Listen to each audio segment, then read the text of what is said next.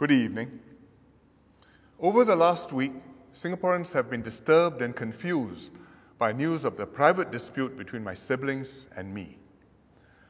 I deeply regret that this dispute has affected Singapore's reputation and Singaporeans' confidence in the government.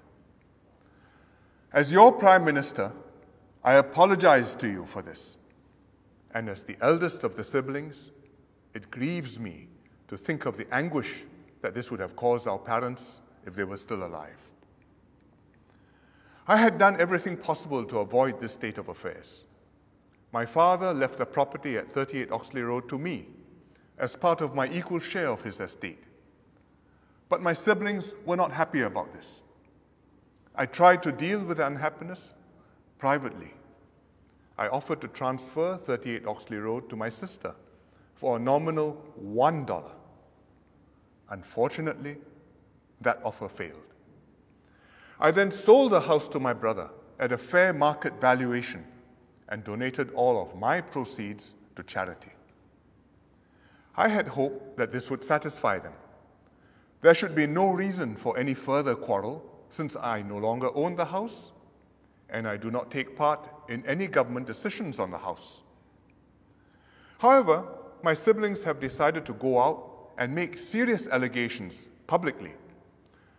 For example, they say that I'm using my position as Prime Minister to influence the ministerial committee chaired by DPM Teo Chee Hean.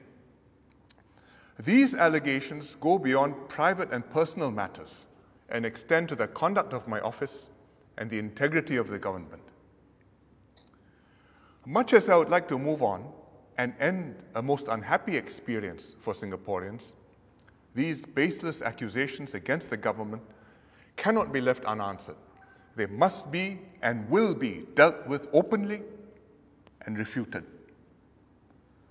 When Parliament sits on the 3rd of July, I will make a ministerial statement to refute the charges.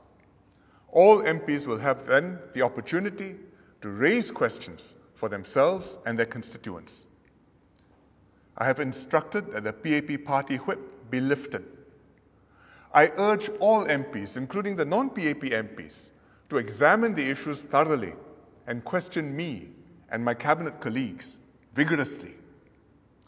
I hope that this full public airing in Parliament will dispel any doubts that have been planted and strengthen confidence in our institutions and our system of government. I want to assure all Singaporeans that this matter will not distract me and my cabinet colleagues from our responsibility to govern Singapore and to deal with more important national issues, including the pressing economic and security challenges we face. As public servants, my ministers and I will always protect the integrity of our institutions and uphold the strict standards separating private affairs from our public duties. We are determined to repair the damage that has been done to Singapore.